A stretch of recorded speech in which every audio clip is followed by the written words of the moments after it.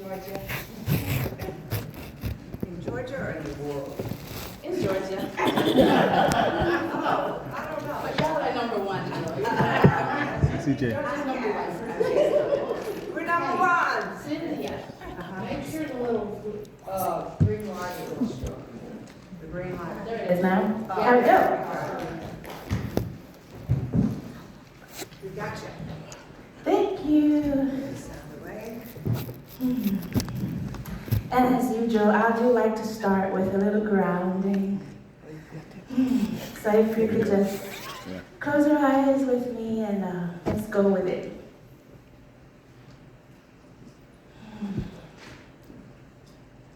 So grateful to be here right now, to be a being on the planet in this moment, here to dance with these beautiful other beings on this planet, at this moment, in this space.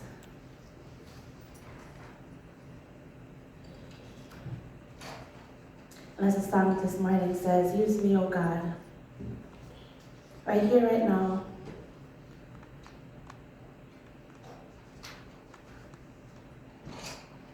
as love and as light. Let everything that needs to come through me, come through me. Let everything that needs to be said, and everything that needs to be heard, heard. For your glory, for your highest good, for our highest good, for love, for patience, for wisdom. I celebrate the unfolding of this service. I give you thanks. In your name we pray. And so it is. So it is. All right. So before I get started, everybody has a piece of card on the table, and I would like for you guys to vote. If you didn't get one over here, see if we can share it and spread it around, Connie. There's the card. You're gonna vote. Boy or girl.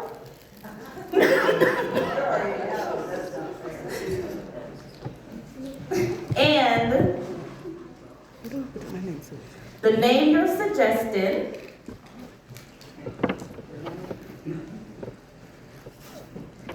I want you to give an advice and sign your name. Love, your name. You don't have one? There's some extra cards right here.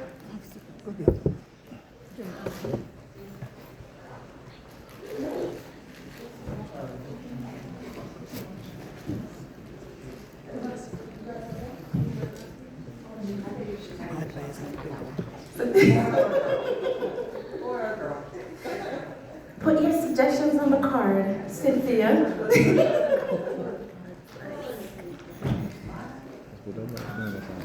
Everybody has a card?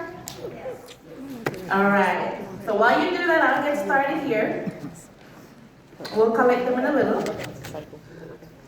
So again, I want to give a very warm welcome to everyone, all of my friends and families, to my friends and families of the Center for Spiritual Living of West Georgia. Thank you for coming out. And this morning we will be exploring the topic, to be or not to be. And today I want to explore this topic in the sense of our identities that Reverend talked about this morning. And to be true to that identity or not, right? And I know we're here to explore the identity of this little one, but I want us to just also reflect on our own identities.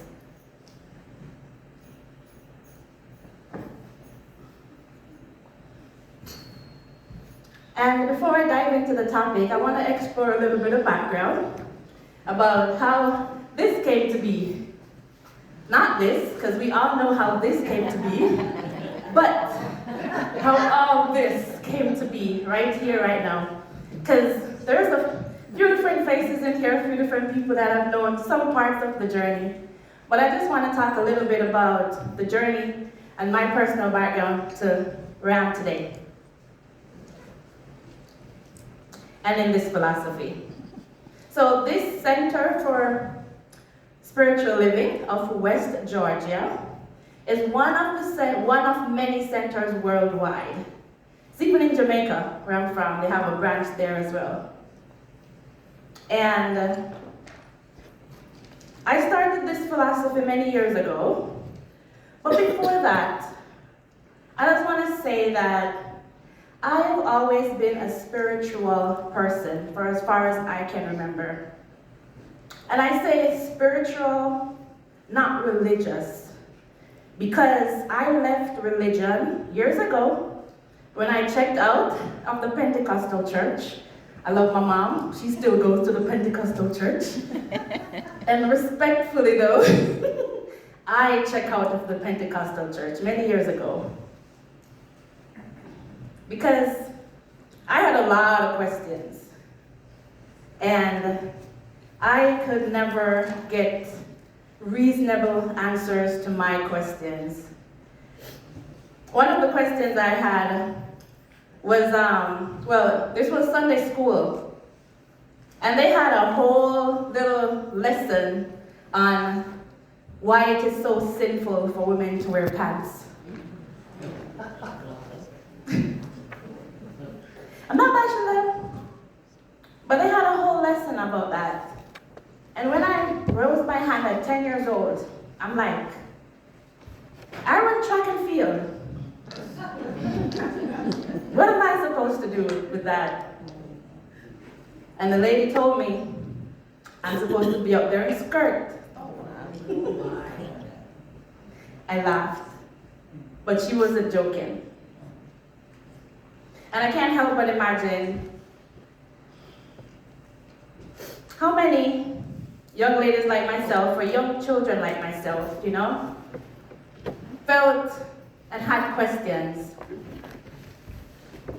And I can't also help but imagine what my life would have been had I taken that advice and ran hurdles in skirt. I can imagine that my life would have been very different. Because 7 years after that, I actually got a track scholarship for hurdles to go to the Abilene Center for Abilene Christian University in Abilene, Texas, where I met my beautiful Amanda. The first year I came to the United States at 17, 2024. My life would have been very different. But again, I've always been spiritual, not religion. And I know that that answer that they provided me was more of a religious answer. Because I remember watching folks like Joyce Myers on TV. And she wore pants, and she was very in tune with God, from what I could see. And I'm thinking to myself, she's sinning?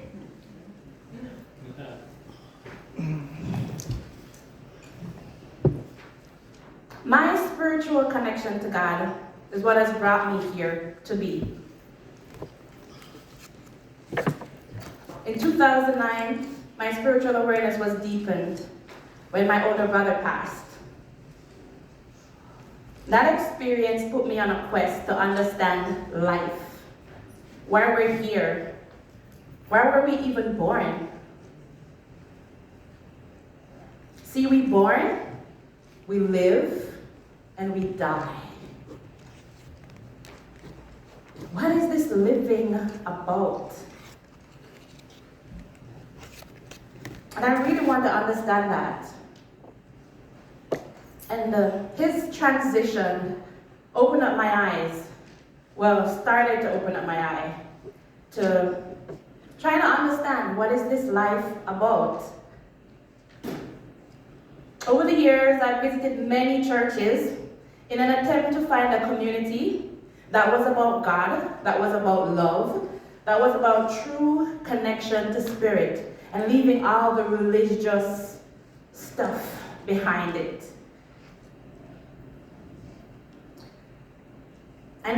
found that in, say, a Christian-based community, even the non-denominational ones that I'd say were more open-minded.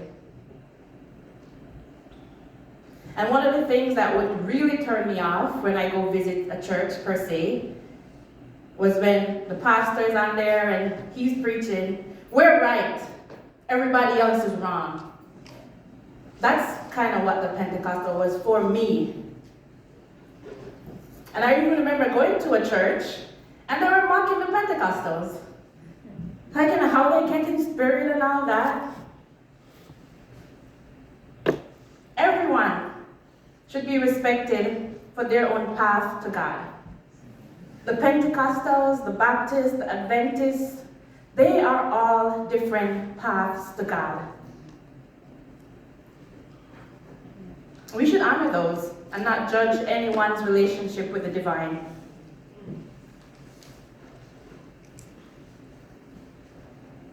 There are many paths to God.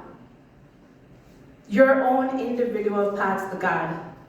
I believe, as unique as we are, that is the path to God. That as many as there are paths to God. And it reminds me of a parable about 6 blind men and their experience with an elephant for the first time.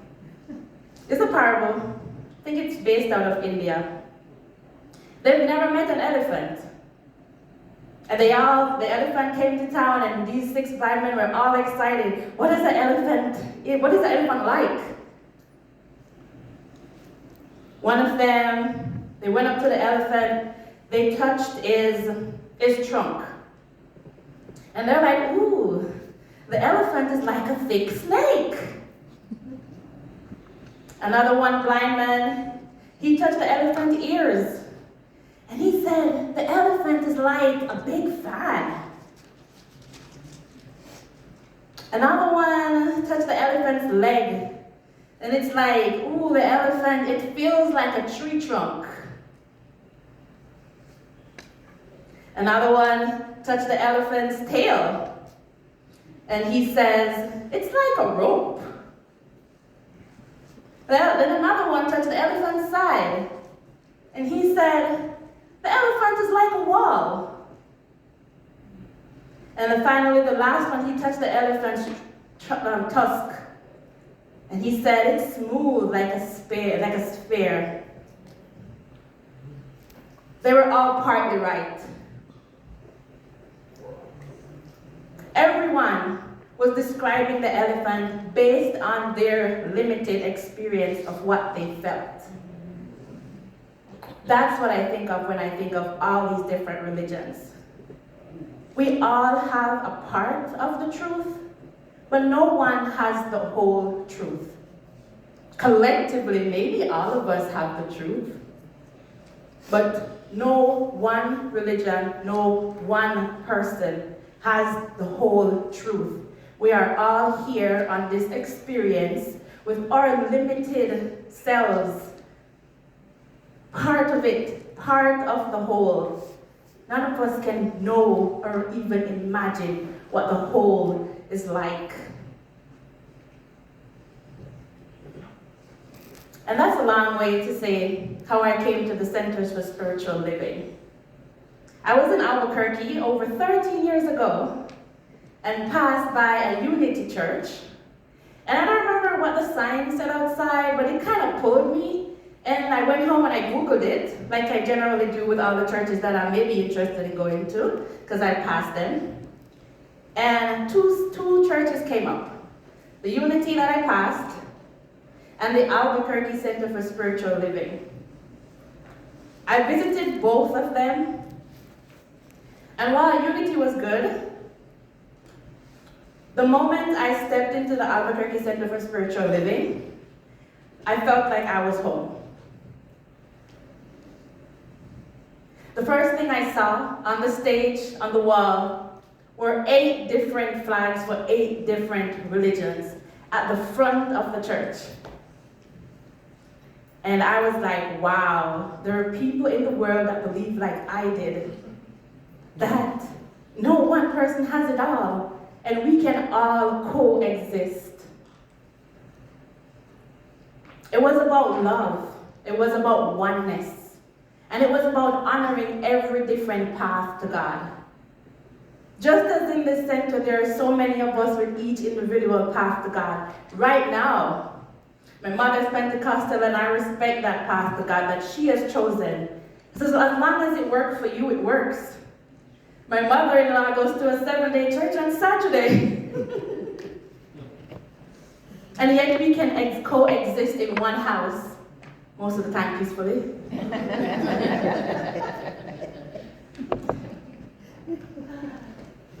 But that's what it's about. Each and every one of us are unique beings. And as the Reverend read today, unique beings. Let us identify what that is for us and live in integrity with that.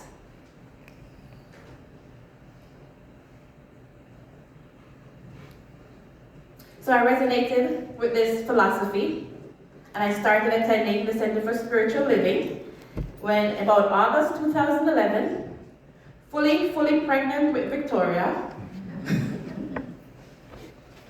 and just dive into the message of oneness and love that they taught. Like, it just fully resonated with me that we're spiritual beings, all spiritual beings. This philosophy has been very instrumental in my understanding of spirituality and finding my own path to my true self. That true self is the fullness of God expressing, the fullness of God expressing as Shauna Kay, as Bree, as Marvin, as Cynthia, as Connie.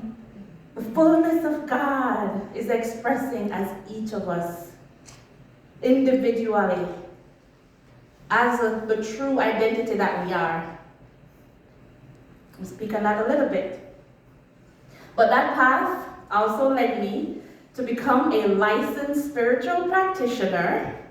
I was ordained this prestigious title in 2016. And what that means, that 4-year journey, was removing the layers that society had put on me, removing the layers of what I thought I was to get to the core of what I am.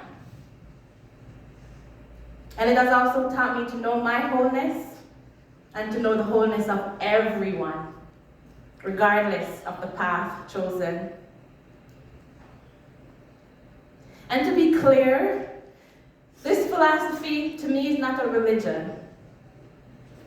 And I can't say, even though I'm here, that I am I'm all for this is the way, this is my way. And this is the way that resonates with how I believe. In love, in oneness. That everyone can work together. That everyone can coexist, regardless of nationalities, of genders, of how you believe.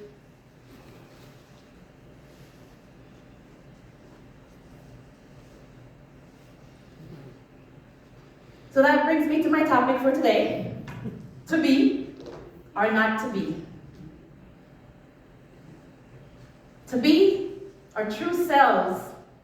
To be who we are here to be.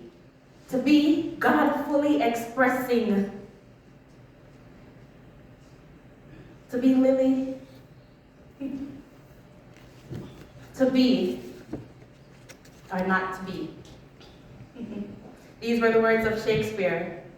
And I invite us to ponder these words today as our own identity. Today we've come to celebrate the identity of this one. But let us look at the identity of our own selves, knowing who we really are. Knowing who we really are. Who will we be?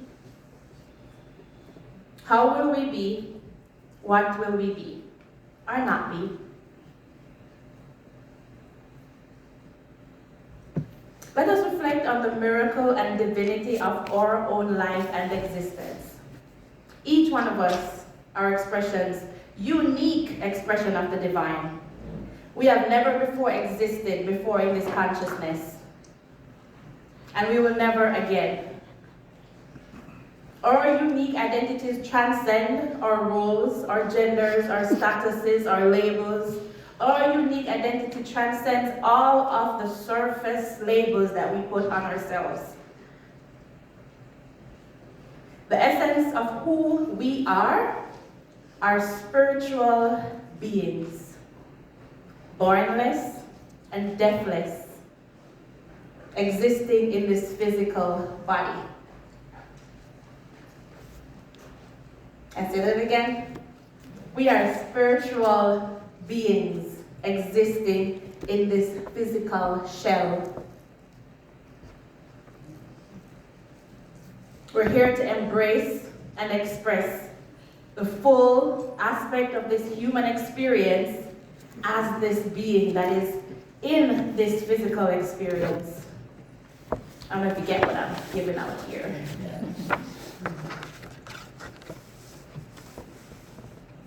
Jeremiah 1 verse 5 says, "Before I formed you in the womb, I knew you. Before you were born, I set you apart." Who is that you that existed before you were even in the womb? Think about that for a minute. We think that this is us. But if the Spirit of God knew us before we were even in the womb, before our grandparents were even in the womb, who is that? Who was existing before the womb?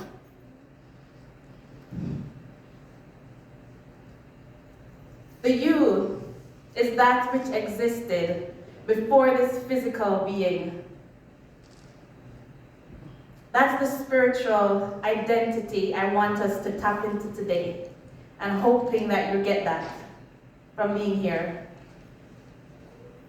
Genesis 1 verse 27 says, "You are made in the image and likeness of God." And I want to just rephrase that a bit and say you are made in the same spirit and likeness of God. What is the image of God? What is this image and likeness that you are made into? Let's explore that. Did any one of us kept ourselves alive last night and woke ourselves up this morning? Do any one of us have the power to raise the sun, spin this world in its orbit? Does any one of us have the capability to scrape enough dirt together to make a planet and put it into orbit? That's one of my favorite lines of Abraham Hicks. You are made in the image and likeness of that God. I hope you can embrace that.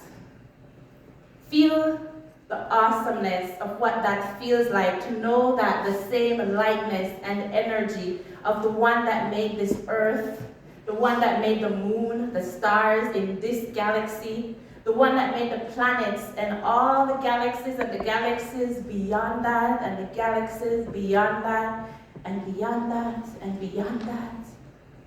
You are of that same essence. You are of that same existence, that same light energy.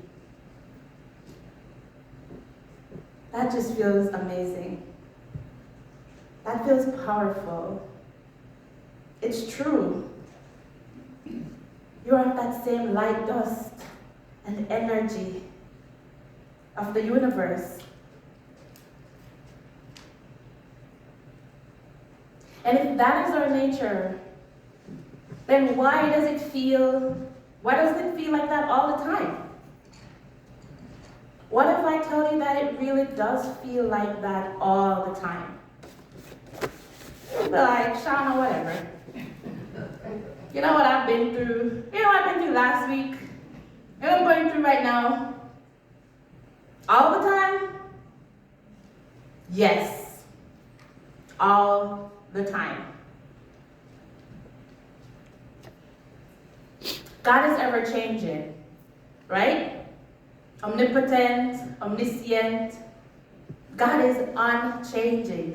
The energy of the universe. And when I say that, sometimes I have to just go within to understand it. But that energy of the universe is unchanging. But it is always evolving. But it's unchanging. And always evolving. You understand what that means? That's why I believe we go through the stuff that we go through. So we can experience God as ourselves and evolve with Spirit, as Spirit knows more and more of itself. So I'm a little deep, but I just want to get that through. To be means that we exist in a state of. To exist in a state of the image and the likeness of God. Our natural spirit is pure spirit. It's the presence of God. 1 John 4, verse 13 says, "This is how we know that we live in him and he in us. He has given us of the Spirit of life. And that Spirit that is within us is one with God, and we are one with it." When we remember this, we are choosing to be in our God state. We are choosing to vibrate, to live, move, and have our being under the influence and at the frequency of God. When we do this, we bear the fruits of the Spirit: love, joy, peace, long-suffering, gentleness, goodness, faith, meekness, temperance. Galatians 5:22 to 23. Against such there is no law, the verse says. Against such would be the opposite of existing and being in the image and the likeness of God. Which is technically incorrect, because there can be no opposite to God if God is all that there is. You get what I'm saying there? But there is no place, no state where God is not. But let's say for a moment that we are unconscious to who we really are. Because what we are is who we are, unchanging, but there are moments of unconsciousness, is what I like to put it as. We're not in tune with who we are. I'm going to call that unconsciousness. When we're in this state of unconsciousness, we feel powerless. We feel hopeless. We're vibrating at a lower frequency. We're in grief, we're in anger. Not grief, anger. Because even grief is of the spirit, you have to process. But we're in anger. And so I'm speaking of like the low vibrations, when we're unconscious of our power and our identity with spirit. And I'm not bashing those emotions either.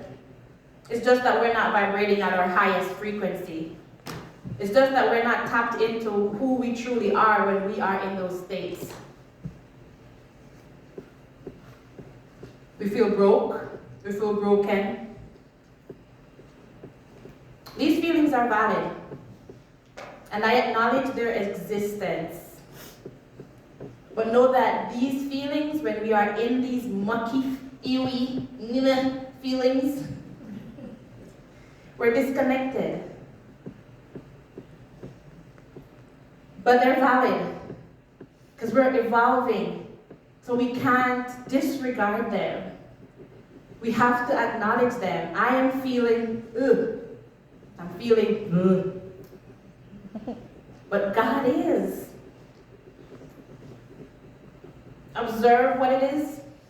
Observe what it is here to teach you and evolve from that. Because the moment we can identify, oh, I'm feeling, that's the moment we already start to evolve. And understand what it's teaching us. Don't just bypass. Oh, I'm not supposed to feel like this because God is not like this. You're feeling like it. Observe it. Be with it. What are you here to teach me? How can I grow? How can I evolve?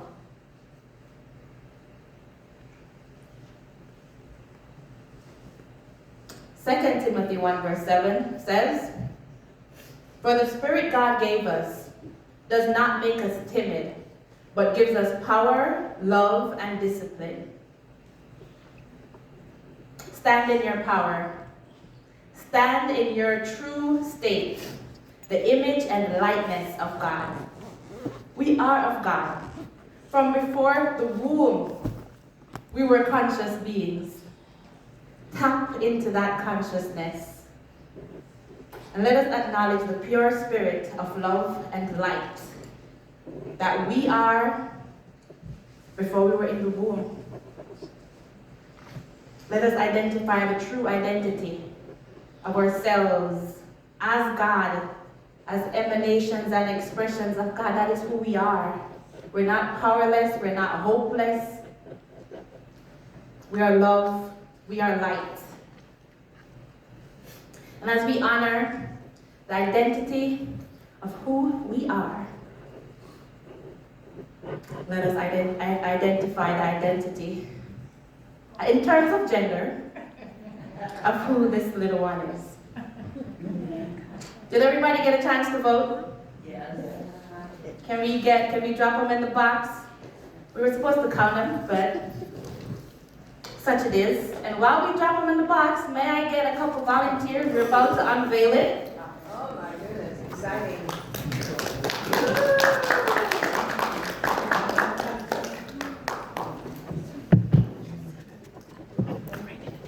You want to go hold one in for me? And I'm going to ask the grandmothers to come up and unveil the gender. Somebody's biased.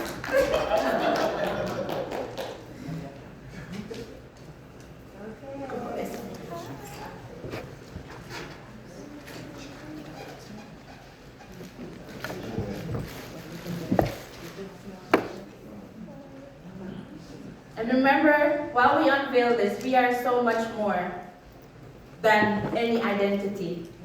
We are so much more than any labels.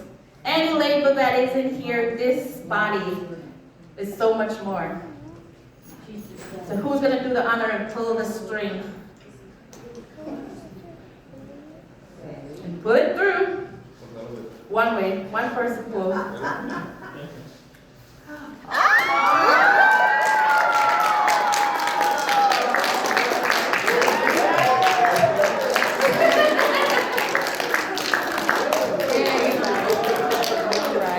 Thank you. One for Marvin.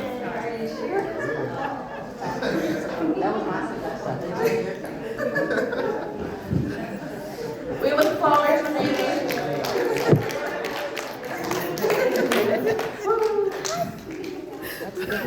Oh no. We look forward to counting votes, hearing all the name suggestions, and listen, reading your advice.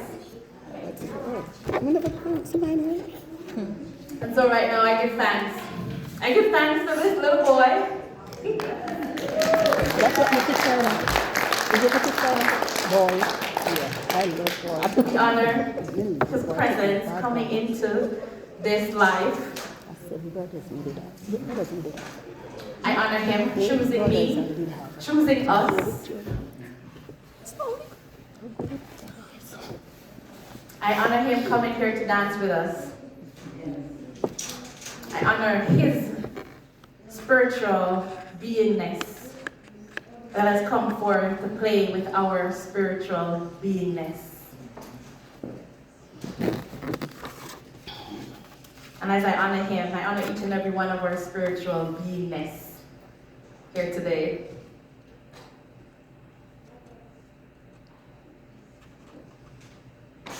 John 17:21.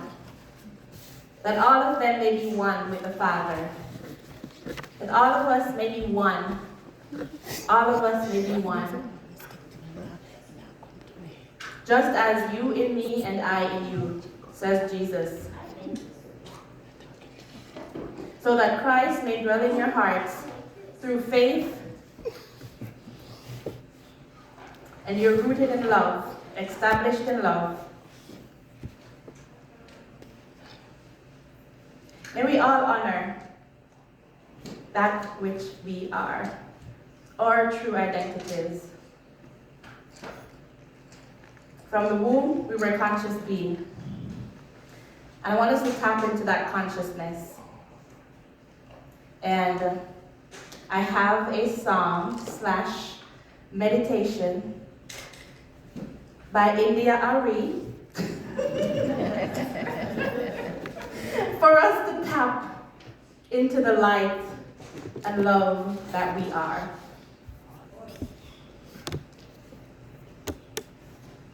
All right?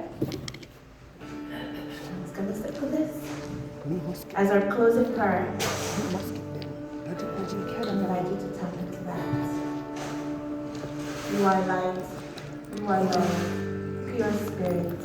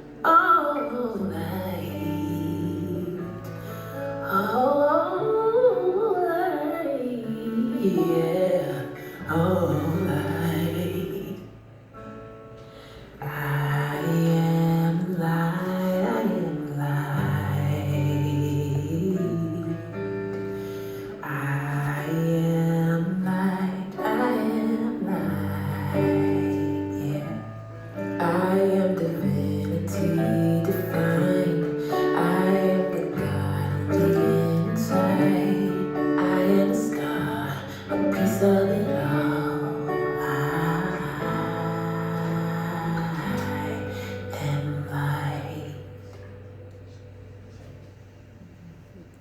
So it is. So it is.